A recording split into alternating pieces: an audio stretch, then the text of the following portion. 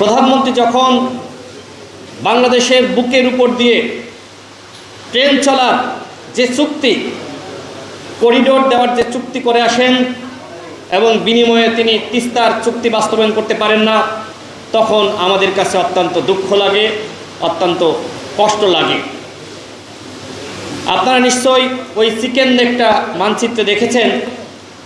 সেখানে কিন্তু আমরা ভুটান এবং মালদ্বীপের সাথে আমাদের যে ইতিপূর্বে চুক্তি হয়েছিল, ট্রানজিট চুক্তি, সেটি শুধুমাত্র ভারতের কারণে বাস্তবায়ন করা সম্ভবপর হয়নি। অর্থাৎ ভারত সবসময় নিয়েই যাবে, আমাদেরকে কিছু দিবে না। আমাদের প্রধানমন্ত্রী বলেছেন যে ইউরোপে দেখেন সেখানে কোনো ব্যারিকেড নাই, সেখানে কাঁটাতার নাই। প্রধানমন্ত্রী অত্যন্ত চমৎকার বলেছেন, কিন্তু ইউরোপের যে দেশগুলো তাদের মধ্যে যে সম্পর্ক আর ভারতের সাথে বাংলাদেশের যে সম্পর্ক, সেটি কখনোই এক কাতারে মাপা যায় না। ভারত আমাদেরকে আসলে মানুষই মনে করে না, তারা মনে করে যে আমরা চাকর বাকর।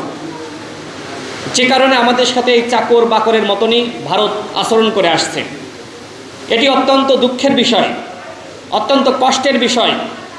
আজকে আমরা যখন বাংলাদেশে এই ভারতীয় আধিপত্যবাদের বিরুদ্ধে প্রতিবাদ করছি, সংগ্রাম করছি, লড়াই করছি, তখন আমাদেরকে নানান ধরনের হুমকি, নানান ধরনের সমস্যার সম্মুখীন হতে হচ্ছে।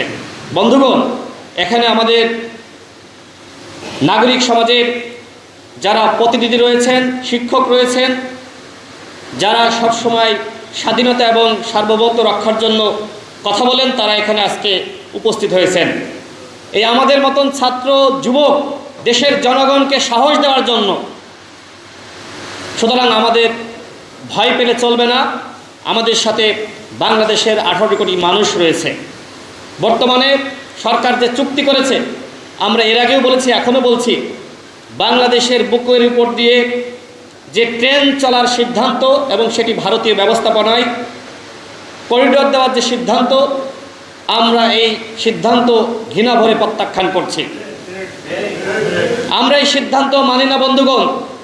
আপনি কিছু আনতে পারবেন না, আপনি শুধু দিয়েই যাবেন, আমরা এটি কখনোই মানতে পারি না। আমরা চাই, সরকার এখন বলছে যে আমরা চুক্তি করি নাই, আমরা শুধুমাত্র সমঝোতা করেছি।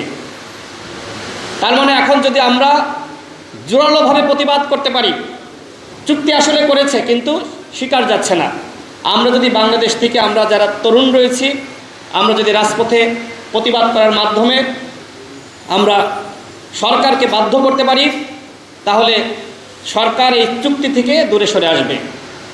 আমরা সরকারের প্রতি আহ্বান রাখতে চাই, ভারতের সাথে নেগোসিয়েশনের সম্পর্ক তৈরি করেন, যেখানে মালদ্বীপের প্রেসিডেন্ট ইন্ডিয়া আউট ক্যাম্পেইন করে আবার যখন মোদি নির্বাচিত হয় সেখানে যেতে পারে এবং তার দেশের জনগণের পক্ষ থেকে তিনি নেগোসিয়েশন করতে পারে। সেখানে আমার দেশের সরকার কেন পারে না বন্ধুগণ?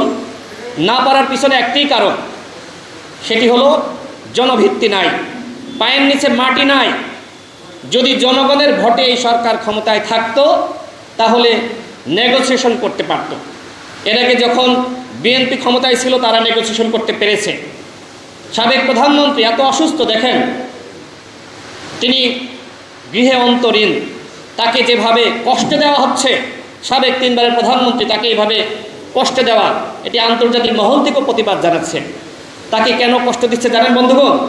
কারণ তিনি বলেছিলেন, ওদের হাতে গোলামীর শৃঙ্খল আর আমার হাতে স্বাধীনতার পতাকা। প্রধানমন্ত্রী খালেদা জিয়া বলেছিলেন যে ভারতের সাথে কোনো গোলামীর চুক্তি আমরা মেনে নিব না। তিনি এই যে আধিপত্য এবং আগ্রাসনের বিরুদ্ধে সোচ্চার ছিলেন, এই কারণে তাকে কিভাবে রাজনীতির বাইরে রাখা যায়, এটি আসলে ভারতীয় পরিকল্পনায় হচ্ছে বন্ধুগণ। আজকে যারা আমরা এই আগ্রাসনের বিরুদ্ধে সোচ্চার হয়েছি, প্রতিবাদ করছি, আমাদেরকেও ওই ইলিয়াস আলীর মতন অবস্থা করতে চায়। কিন্তু আমরা বলতে চাই, এখন 2024 সাল, বাংলাদেশের মানুষ আধিপত্য এবং আগ্রাসনের বিরুদ্ধে সোচ্চার হয়েছে। আমরা সরকারকে বলবো, যে চুক্তি করেছেন এই চুক্তি বাংলাদেশের জনগণ মানে না, আপনাদেরকে এই চুক্তি বাতিল করতে হবে। আমি কথা বাড়াবো না বন্ধুগণ, আজকে নাগরিক সমাজের প্রতিনিধিবৃন্দ এসেছেন, তারা বক্তব্য রাখবেন। এখানে যারা উপস্থিত হয়েছেন আপনাদের সবাইকে আহ্বান করব, আমাদের সকলকে এই আধিপত্য এবং আগ্রাসনের বিরুদ্ধে সোচ্চার হতে হবে। ভয় পেলে চলবে না। আমাদেরকে এই লড়াই, যে লড়াই শুরু হয়েছে বাংলাদেশে আধিপত্য আগ্রাসনের বিরুদ্ধে, সেই লড়াই আমাদেরকে চালিয়ে যেতে হবে। সবাই ভালো থাকবেন। আল্লাহ হাফেজ। আসসালামু আলাইকুম।